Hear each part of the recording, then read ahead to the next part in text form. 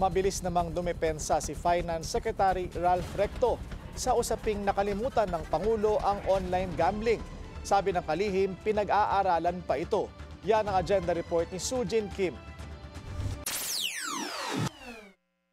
Matapos hindi banggitin ni Pangulong Bongbong Marcos ang issue ng online gambling sa kanyang ika-4 na State of the Nation address, si Finance Secretary Ralph Recto na ang naglinaw.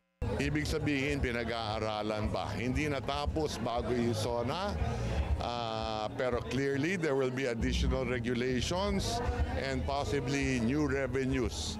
But it is not a tax measure. Ayon kay Recto, kung tuluyang ipagbabawal ang online gambling, hindi ito magsisilbing solusyon.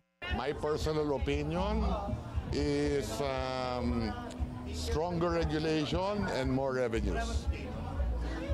Because I don't think if you ban it, magpo-proliferate lang yung illegal. Sa kasalukuyan, tinatayang 60% ng online gambling operations sa bansa ay illegal. If you ban it, 100% will become illegal. Iba naman to, iba naman yung Pogo. Yung Pogo, maliwanag, maraming scam. Diba? So ito iba naman to, no?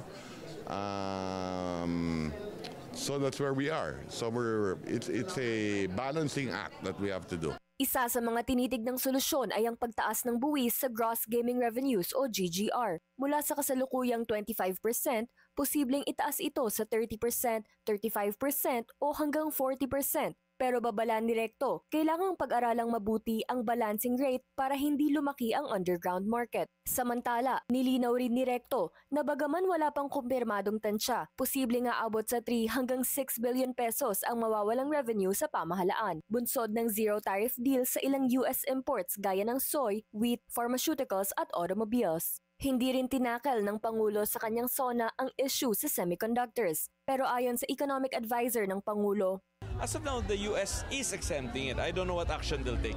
That's not for us to decide. That's for the US to decide. Pero giit ni Recto at ni Go, hindi pa masabi ang magiging kabuuang epekto sa ekonomiya habang wala pa ang final say ng US. At sa ngayon, hindi pa naman natutuldukan ang mga negosasyon. Para sa agenda, Sujin Kim, Billionaire News Channel.